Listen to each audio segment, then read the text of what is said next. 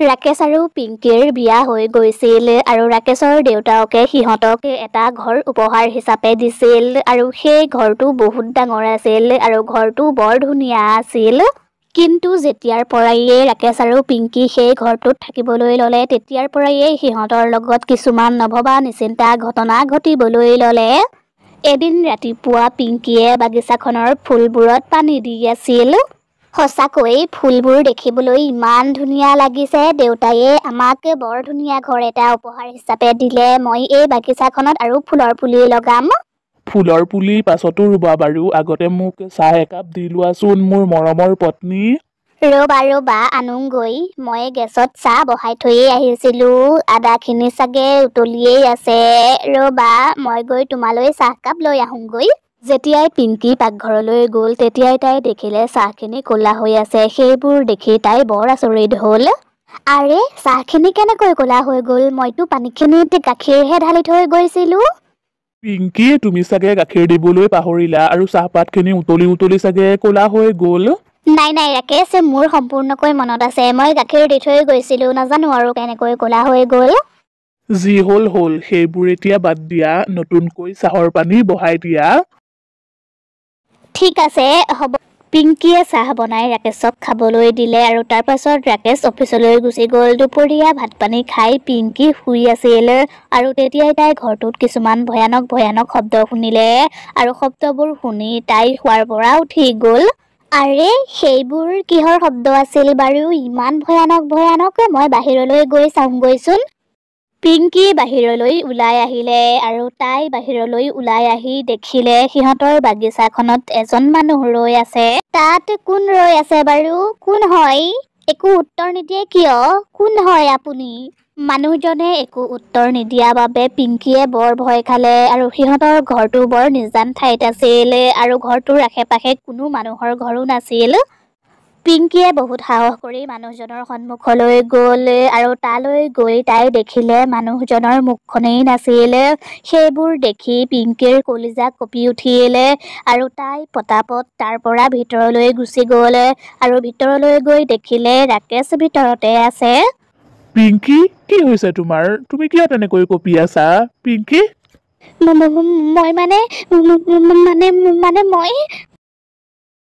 মই এইমাত্ৰ বাহিৰত মানুহ এজন দেখিলো। না মানুহজনৰ চকু আছে, না নাক আছে, না মুখ আছে।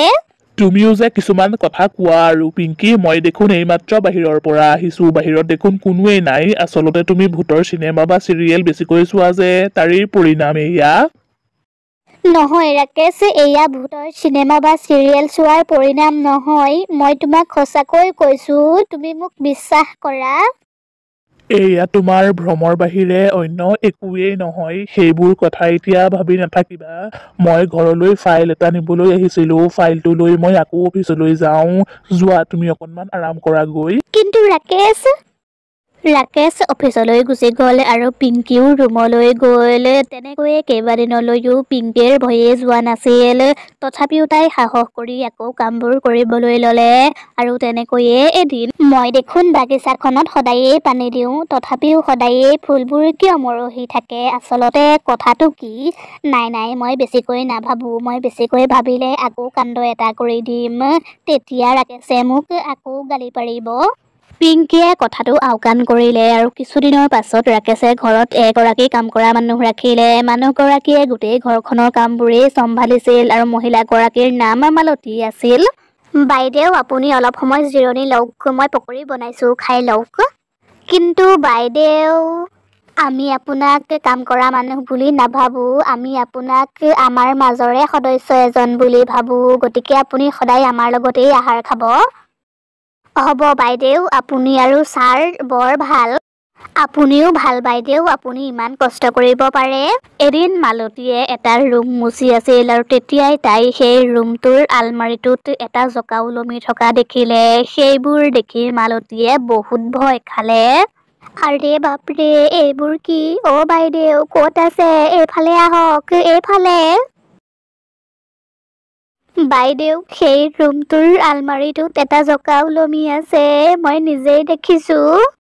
পিংকি আৰু ৰাকেশে যেতিয়া ৰুমলৈ গৈ চালে তেতিয়া তাত আলমাৰিটোৱেই নাছিল। সেইবোৰ দেখি তিনিওজনেই বৰ ভয় খালে আৰে এনেকুৱা কেনেকৈ হ'ব পাৰে ছাৰ বাইদেউ মোক বিশ্বাস কৰক ইয়াত এটা আলমাৰি আছিল আৰু আলমাৰিটোত এটা জকাও হয় হয় বাইদেউ মই আপোনাৰ কথা বিশ্বাস কৰিছোঁ কাৰণ কেইদিনমানৰ আগত এনেকুৱা কিবা ঘটনা এটা মোৰ লগতো ঘটিছিল তোমালোক দুয়োজনী একদম মনে মনে থাকা এনেকুৱা একো কথা নহয় তোমালোক দুয়োজনীৰে ভ্ৰম হৈছে সেইবোৰ কথা বাদ দিয়া আৰু কামত মন দিয়া ৰাকেশে কথাটো গুৰুত্ব নিদি তাৰ পৰা গুচি বাইদেউ আপুনি বাৰু মোৰ কথাটো বিশ্বাস কৰিছেনে বিশ্বাস কৰক বা নকৰক মই এটা কথা কওঁ এই ঘৰটোত কিন্তু কিবা বেয়া বস্তু আছে লাহে লাহে মোৰো তেনেকুৱা লগা হৈছে নাজানো আৰু এই ঘৰটোত কি বস্তু আছে মই এজন বাবাক চিনি পাওঁ আমি দুয়োজনী নহ'লে বাবাজনৰ ওচৰলৈ যাওঁ আৰু কথা পাতোঁগৈ আপুনি কথাটো ঠিকেই কৈছে ওলাব এদিন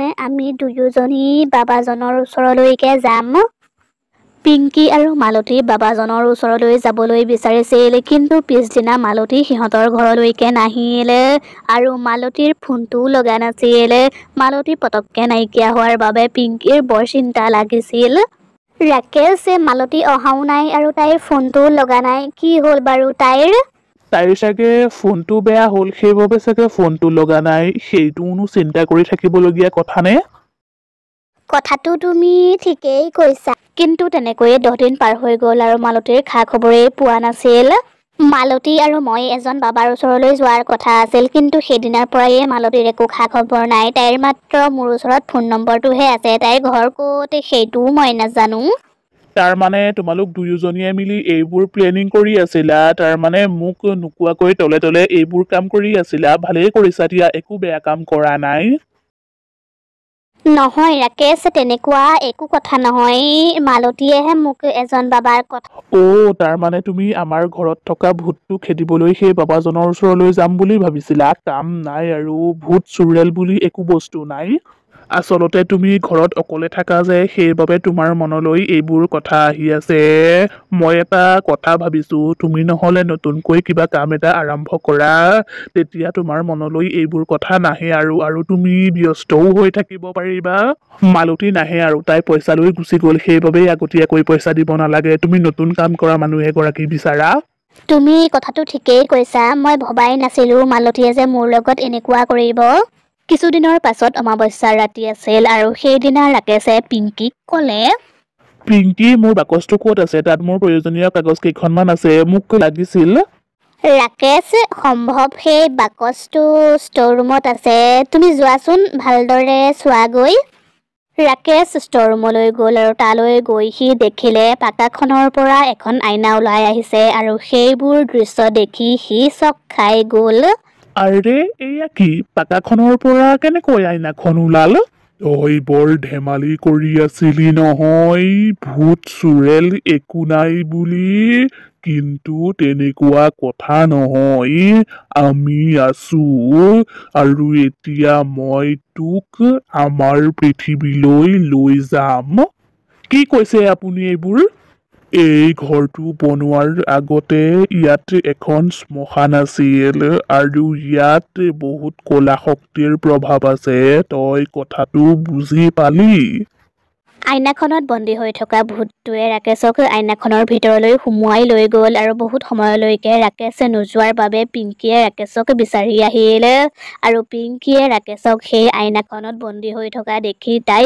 বহুত ভয় খালে ৰাকেশ তুমি এই আইনাখনৰ ভিতৰলৈ কেনেকৈ সোমাই গ'লা পিংকি সঁচাকৈয়ে ইয়াত ভূত আছে আৰু সেই ভূতেই মোক আইনাখনৰ ভিতৰলৈ সুমুৱাই লৈ আহিলে আৰু মালতীক ভূতেই মাৰি পেলালে কাৰণ তাই তোমাক বাবাজনৰ ওচৰলৈ লৈ যোৱাৰ কথা কৈছিল মোৰ এতিয়া কি হ'ব পিংকি তুমি মোক বচোৱা মোক ৰাকেশ তোমাৰ একো নহয় তুমি ভয় নকৰিবা মই তোমাক বচাম আমাৰ ঘৰটোৰ পৰা অলপ দূৰত এটা মন্দিৰ আছে মই সেই মন্দিৰটোৰ পৰা গংগাজল লৈ আহোঁগৈ পিংকি ঘৰৰ পৰা যাবলৈয়ে লৈছিল কিন্তু তেতিয়াই পাকাখনৰ পৰা এটা হাত ওলাই আহিলে আৰু পিংকিক ঘৰৰ পৰা ওলাই যোৱাত বাধা দিবলৈ ধৰিলে তেতিয়াই পিংকিয়ে জোৰ জোৰকৈ হনুমান চালিচা গাবলৈ ধৰিলে হনুমান বাবাৰ নাম লোৱাৰ লগে লগেই সেই হাতখন জ্বলিবলৈ ধৰিলে পিংকিয়ে সঠিক সময়ত গৈ সেই গংগাজলখিনি আনিলেগৈ আৰু ঘৰটোৰ চাৰিওকাষে গংগাজল ছটিয়াই দিলে তাৰ ফলত ঘৰটোত থকা ক'লা ছায়া নাইকিয়া হৈ গ'ল আৰু ৰাকেশো সেই আইনাখনৰ পৰা মুকলি হৈ তাৰ পাছত ৰাকেশ আৰু পিংকীয়ে সেই ঘৰটো এৰি দিলে আৰু বেলেগ ক'ৰবাত থাকিবলৈ ল'লে।